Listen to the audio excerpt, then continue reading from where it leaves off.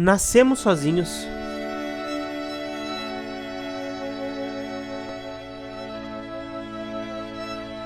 Vivemos sozinhos.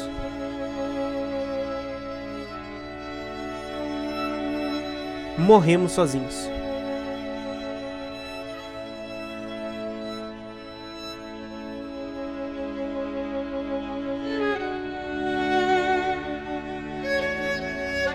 Essa frase de Orson Welles ecoa na alma de alguém como Bachira.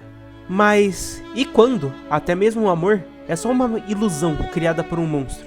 Blue Lock nos apresenta um campo de batalha onde o ego é tudo. Entre tantos jogadores em busca de serem o próximo gênio do futebol japonês, um garoto peculiar chama atenção. Bachira Meguro. Cabelos bagunçados, um sorriso inquieto, olhos que carregam uma estranha mistura de alegria e solidão. Desde pequeno, Bachira ouve uma voz, uma criatura invisível, quase que um amigo imaginário, mas tá mais pra um monstro. Esse monstro não é um vilão externo, é parte dele, um grito de sua solidão. A única companhia fiel em um mundo onde ele nunca se sentiu ser pertencente. Porque, afinal, desde que o Bachira nasceu, ele era diferente, e ele cresceu diferente. Enquanto outras crianças seguiam regras e jogavam em grupo, ele criava o seu próprio jogo. Quando tentava se expressar, ele era ridicularizado. Quando ousava ser ele mesmo, ele era isolado. E foi assim que esse monstro nasceu. E não como um inimigo, mas como um refúgio. Um amigo imaginário, moldado pela dor do abandono e a sede de conexão. Bom, se eles não jogam comigo, eu vou jogar com você, monstro. Esse monstro, ele diz exatamente o que fazer. Mostrava o caminho, guiava seus dribles, guiava seus passes e sua arte no campo. E o Bachira só obedecia quieto. Porque era muito melhor obedecer ao monstro do que encarar o vazio da solidão. E desde que o monstro surgiu, o monstro era tratado como liberdade. Ele permitia que o Bachira jogasse sem medo. Criava suas jogadas insanas, desconectas de lógicas, mas conectadas com sua essência. Só que com o tempo for passando, essa liberdade se tornou uma prisão. Tudo precisava passar pelo monstro, cada decisão, cada drible, cada expressão de si mesmo.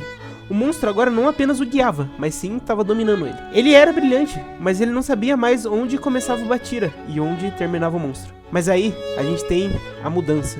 Quando o Izagi entra na sua vida, parece que alguma coisa dentro do coração do Bachira estava dançando diferente.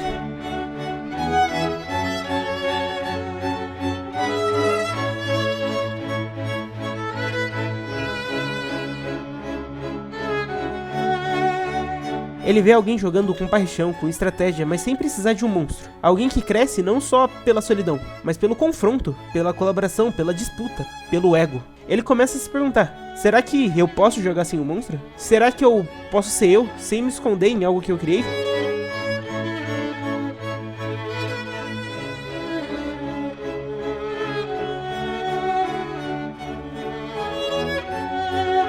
Essa dúvida acaba virando um conflito, e o conflito vira dor. A frustração cresce, a dúvida corrói, e o desejo de se libertar cresce como uma tempestade. Em uma das cenas mais emocionantes do Blue Lock, o Bachira ele entra em colapso. Eu não quero mais isso. Eu não quero jogar sozinho. Eu não quero me esconder. E então ele grita, eu te peço, monstro. Eu te suplico, desapareça. Essa frase não é um pedido, é um grito de libertação. É Bachira confrontando anos de dor e solidão condensados em uma entidade imaginária. E é ele, pela primeira vez, jogando não para agradar, nem para se proteger, mas para se encontrar. A partir desse momento, o Bachira busca uma nova forma de jogar. Não mais como um refém do monstro, mas como alguém que quer criar laços reais, que quer competir de verdade, que quer sentir a emoção e o ego de jogar futebol. Obviamente, falando aqui, tudo é muito bonito, mas esse monstro ele não desaparece de imediato.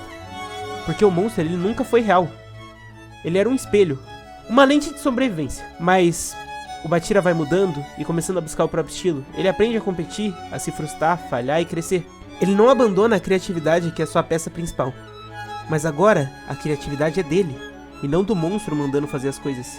Ele vai ser puxado até o limite, e tentar e falhar, mas driblar fazendo isso. Ele começa a entender a beleza de ser ele mesmo, com suas falhas, sua dor e sua genialidade. Blue Lock parece ser sobre ego, mas o ego de Bachira nada mais é do que uma máscara. O verdadeiro crescimento está em se conhecer, em aceitar a dor da infância, a solidão e ainda assim decidir caminhar sozinho. Mas por escolha, não por desespero. E é aqui que a frase de Orson volta com força. Apenas através do amor e da amizade conseguimos criar a ilusão de que não estamos sozinhos. O Bachira descobre que esse amor não precisava vir dos outros. Pode começar vindo de si mesmo. Ele para de jogar para ser aceito e começa a jogar para ser verdadeiro e ser genuíno. Tanto que hoje, olhando na Neo Egoist League, o Bachira é outro, e não porque ele se livrou do monstro, mas porque ele entendeu que o monstro era um fragmento de si mesmo que precisava ser acolhido e não temido. Ele joga com paixão, mas com propósito. Ele ainda é diferente, mas agora ele tá se orgulhando disso. E nesse orgulho que mostra a verdadeira liberdade. Essa liberdade, esse crescimento, foi justamente um dos fatores que eliminou o Nag. Bachira é a pessoa a botar o prego do final do caixão do Nag, porque o monstro do Nag tava devorando ele por dentro mais do que ele conseguia aguentar. Em resumo, o Bachira nos ensina que crescer é doloroso e que encarar o próprio reflexo exige coragem.